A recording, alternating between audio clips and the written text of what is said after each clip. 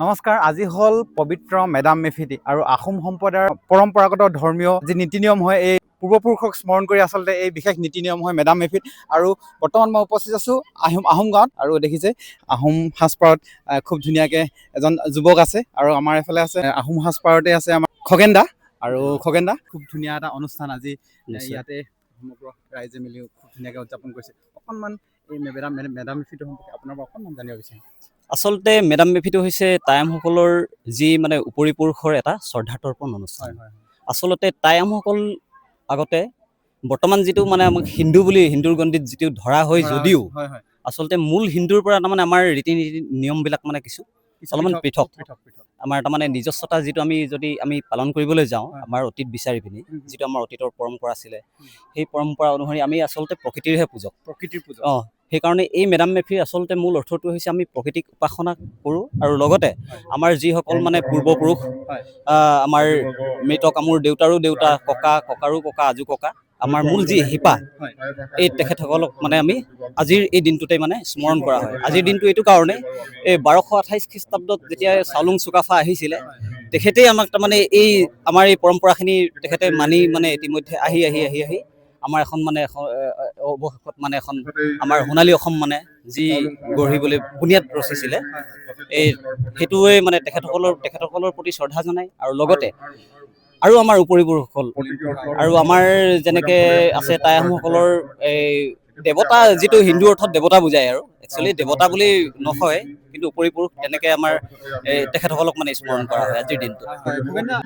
পূজা কৰা হৈছে এই ঘৰটো, যদি অকণমান আমি কাষলৈ যাওঁ, দেওঘৰ বুলি কোৱা হয়। দেওঘৰ আমি অসমীয়া ইয়াক ভাৱাৰ্থটো প্ৰকাশ কৰোঁ দেওঘৰ হিচাপে। চেংৰোন বা চেংৰোন বুলি কোৱা হয়, বা চেংৰেইন কিছুমানে কয়। চেংৰোন চেং দেও, আৰু ৰোন ঘৰ বুজায়। এইটো আমাৰ উপাসনা পদ্ধতি চলি আছে। তেখেতসকলে বিভিন্ন মাংগলিক যি কাৰ্য চলি আছে, সেই তেনেকে আমাৰ যেনেকৈ লগোৱা আছে খাও খাম, আইলেং দিন, ফানুৰু লেংডন, জানচাই হুং, চিতলাম চাম, দামচাও ফি, ইয়াচিং ফা, মুটকুম টাইফুন আৰু ৰাখিন বাখিন, এই 9জন আমাৰ উপৰি পুৰুষক স্মৰণ কৰা হয়, শ্ৰদ্ধা জনোৱা হয়। 9খন পাণ কটা হৈছে। তেনেকে আমাৰ এই মলুংসকল আছে, মলুং বুলি কোৱা হয়, যিসকল দেওধাই, বাইলুং, চিৰিং এনেকুৱা শ্ৰেণী আছিলে। দেওধাইসকল আমাৰ যি মাংগলিক কাৰ্যত তেখেতসকলৰ দ্বাৰা সমাপন কৰা হয়। আমাৰ তেখেতসকল এই পূজা পাৰ্বণৰ কাৰণে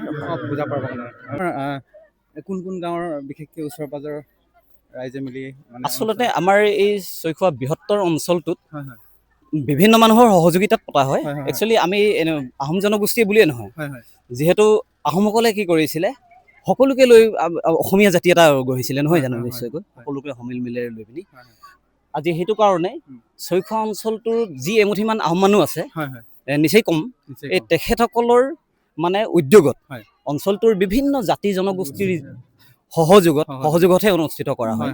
যেনেকে আহোম গাঁও, এই খালৈ গাঁও, এইফালে আমাৰ এই আদিবাসী গাঁও আছে, তেখেতসকলৰ কিছুমান নিশ্চয় সহায় সহযোগিতা ওচৰতে আছে। আমি সোণোৱাল কছাৰীসকলৰ অধ্যুষিত অঞ্চলৰ বাসিন্দা, সোণোৱাল কছাৰীসকলৰ যি সহযোগিতা আমি পাহৰিব নোৱাৰো কেতিয়াও। অকণমান যদি ড্ৰেছটো সম্পৰ্কে অকণমান যদি কৈ দিয়ে আপুনি। আচলতে এইখন আমি ফাৰ্ষ্ট চিট বুলি কওঁ। ফা কাপোৰ, চিট আমি যিখন লওঁ, এই ফাৰ্ষ্ট চিট যিটো আমি গামোচাৰ অৰ্থত ব্যৱহাৰ কৰোঁ, ফাৰ্ষ্ট চিট সন্মানৰ প্ৰতীক। আমাৰ এইটো ফাচু।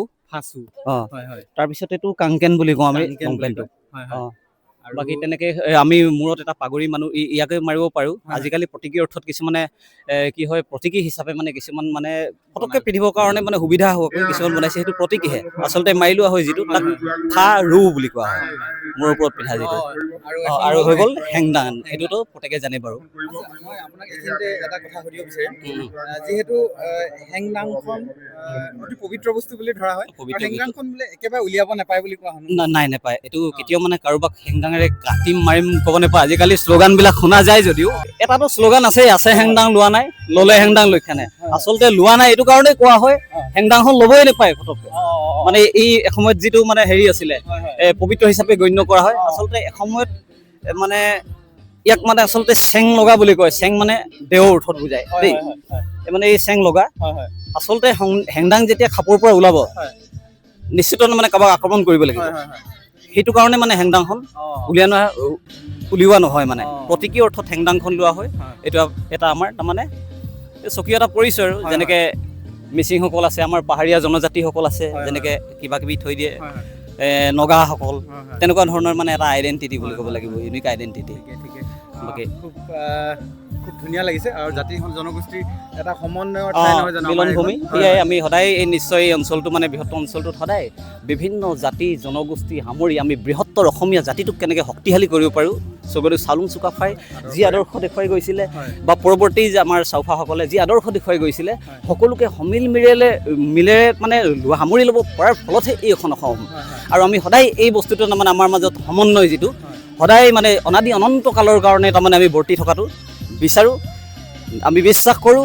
তেতিয়াহে আমি অসমীয়া জাতিটো শক্তিশালী ৰূপত তাৰমানে আমি বিশ্বৰ বুকুত আমি চিনাকি দিব পাৰিম। নিশ্চয় এনেকৈ অসমীয়া জাতিটো শক্তিশালী হৈ থাকিব বুলি আমি ভাবোঁ মানে। আৰু দেখিছে সমগ্ৰ অঞ্চলটোৰ ৰাইজ আহি খুব ধুনীয়াকৈ ইয়াতে বহিছে আৰু যি তেখেতলোকৰ পূজা অৰ্চনা সেইবিলাকো চলি আছে ইয়াতে। আৰু লগতে দুজন বিশিষ্ট ব্যক্তি আছে। প্ৰথমতে মই দেউতী বৰুৱা ডাঙৰীয়াৰ পৰা অকণমান যি আজি মেডাম মেফি সেই সম্পৰ্কে অকণমান আপোনাৰ পৰা, যিহেতু তেখেতলে লেখা মেলা কৰি থাকে আৰু বিভিন্ন বিষয়বস্তুৰ ওপৰত তেখেতে গৱেষণা কৰি থাকে, গতিকে অকণমান মেডাম মেফিৰ ওপৰত আপোনাৰ পৰা আজি জানিব বিচাৰিম। বৰ ভাল কথা হৈছে আজি আপোনালোকক লগ পাই।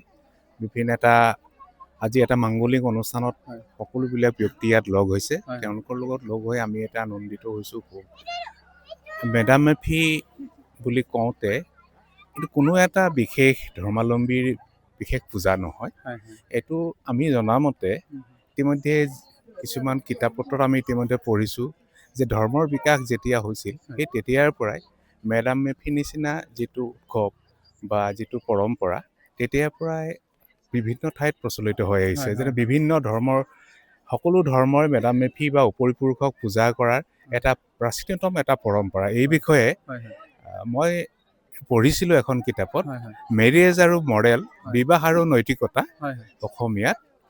ব্ৰাটেন ৰাছেলে কৈছে যে উপৰি পুৰুষক পূজা সেৱা কৰাটো সকলো ধৰ্মৰে এটা প্ৰাচীনতম পৰম্পৰা। এই পৰম্পৰা দক্ষিণ পূব এছিয়াত সিদিনালৈকে চলি আছিল। যেনেকৈ আমি এনেকৈ চাওঁতে খ্ৰীষ্টান ধৰ্ম, ইছলাম ধৰ্ম আৰু আমাৰ টাও ধৰ্ম এইবিলাক ধৰ্মই উপৰি পুৰুষৰ পূজা অতি প্ৰাচীন কালৰ পৰাই কৰি আহিছে বা এই প্ৰথাটো চলাই আহিছে। সেই হিচাপে টাও ধৰ্মৰ যিসকল ব্যক্তি, যিসকল জনগোষ্ঠী মংগোলীয়, তেখেতসকলৰ মাজত আমি এই মেডাম মেফিটো আজি পৰ্যন্ত দেখা পাওঁ। এই দক্ষিণ পূব এছিয়াৰ গোটেই অঞ্চলবিলাকত চীন, ভিয়েটনাম, লাওছ আৰু জাপান পৰ্যন্ত এই মেডাম মেফি বা উপৰি পুৰুষৰ পূজা সেৱা তেওঁলোকে পালন কৰে। জাপানত চিনটেং দেৱতা বুলি কোৱা হয়, আমি আহোমসকলে লেংডন বুলি কওঁ আমাৰ উপৰি পুৰুষ হিচাপে। আৰু ঠিক তেনেকৈ চান প্ৰদেশত তেওঁলোকে উপৰি পুৰুষ হিচাপে ৰাইচ অফ মাদাৰ, শস্যৰ মাতৃক তেওঁলোকে পূজা কৰে চান প্ৰদেশত। আৰু লাওছত তেওঁলোকে পূজা কৰে উপৰি পুৰুষক।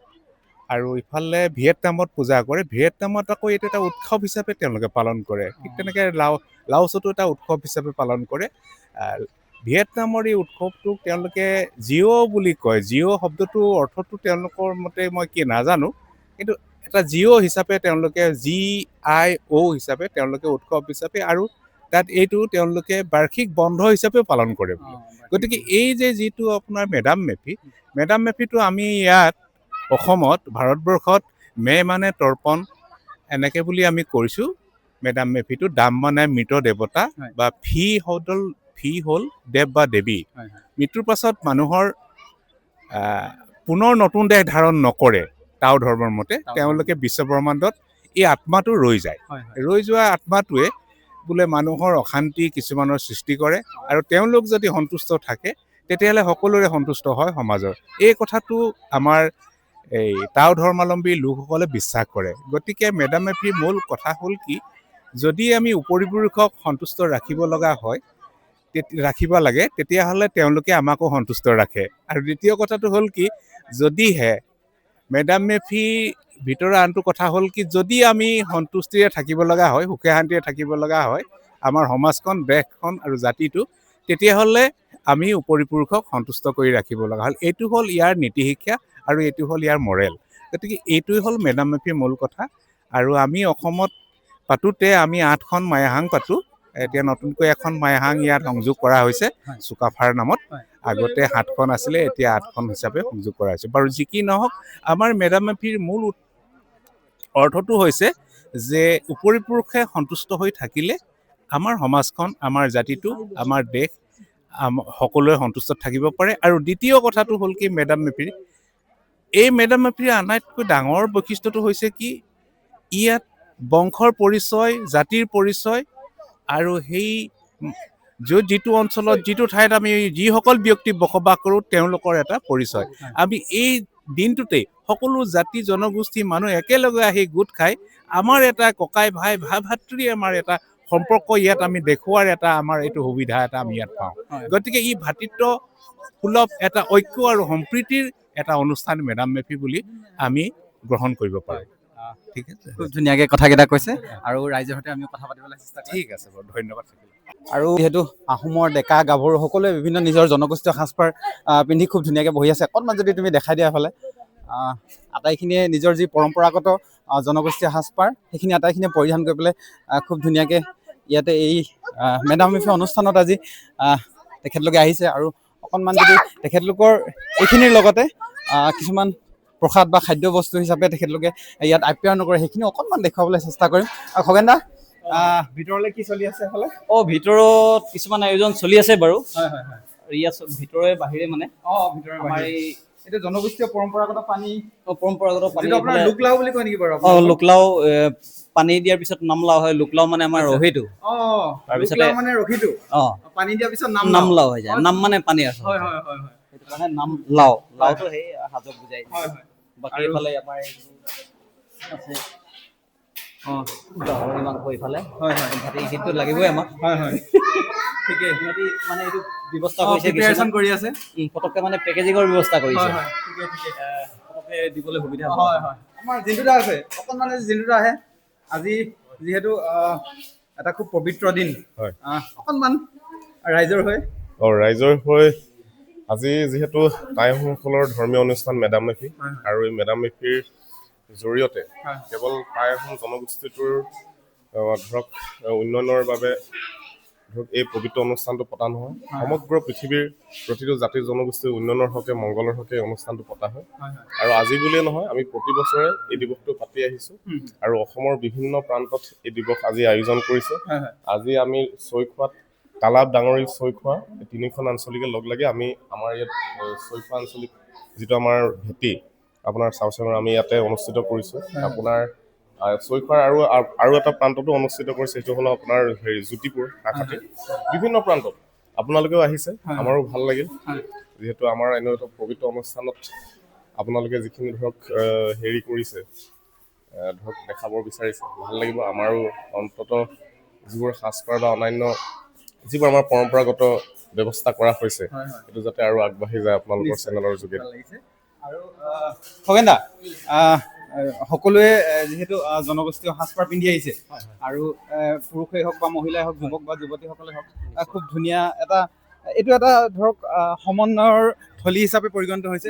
হয়, সদায়তো ধৰক এনেকুৱা জনগোষ্ঠীয় সাজপাৰ পিন্ধি থকা নহয়, কিন্তু আজি এটা খুব ভাল লগা। লগতে এইফালে চাউলুং চুকাফাৰ, আমি স্বৰ্গদেউজনক হয় হয় আমাৰ জাতিৰ পিতৃপুৰুষ হিচাপে তেখেতক আমি শ্ৰদ্ধা জনাবই লাগিব। এফালে আমাৰ বিশ্ববিখ্যাত এই যি শৰাইঘাট যুদ্ধ, যাৰ দ্বাৰা তাৰমানে আমি মোগল প্ৰতিহত কৰিছিলো, যাৰ নেতৃত্বত মানে আমি কৰা নাই, আমাৰ উপৰিপুৰুষ, এই তেখেতসকলকতো আমি শ্ৰদ্ধা জনাবই লাগিব নিশ্চয়।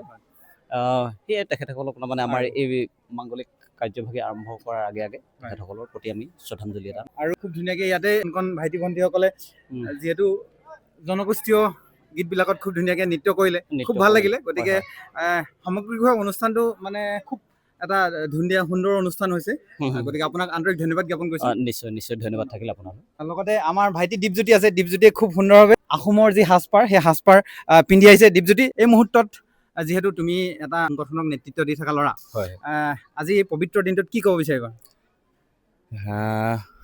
প্ৰথমতে সকলো অসমবাসীকে আজি পবিত্ৰ মেডাম মেফিৰ শুভেচ্ছা জ্ঞাপন কৰিছোঁ।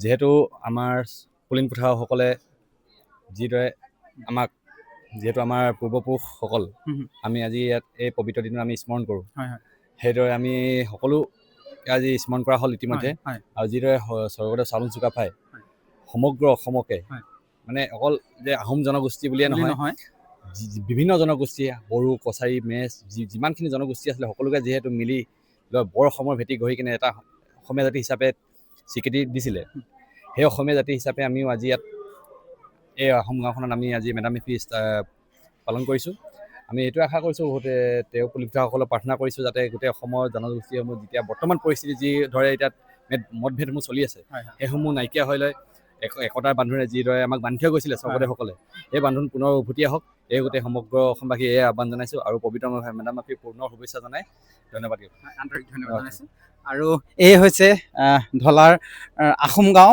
অৰ্থাৎ মামাৰ গাঁও যিখন গাঁৱৰ পৰা আচলতে আমাৰ আলফাৰ ৰাজনৈতিক উপদেষ্টা ভীমকান্ত বুঢ়াগোহাঁই ডাঙৰীয়াৰ যি ঠাই সেই গাঁৱৰ সেইখনেই গাঁও সেই গাঁৱৰ সমীপতে ইয়াতে আচলতে ওচৰ পাঁজৰৰ ৰাইজ মিলি ইয়াতে মেডাম মে ফি উদযাপন কৰিছে আৰু লগতে এফালে প্ৰসাদৰ ব্যৱস্থা হৈছে আমি প্ৰসাদ লৈছোঁ হৈ যাব গতিকে আজিৰ ভিডিঅ'টো চোৱাৰ বাবে সকলোকে ধন্যবাদ জ্ঞাপন কৰিছোঁ ধন্যবাদ জয় অসম।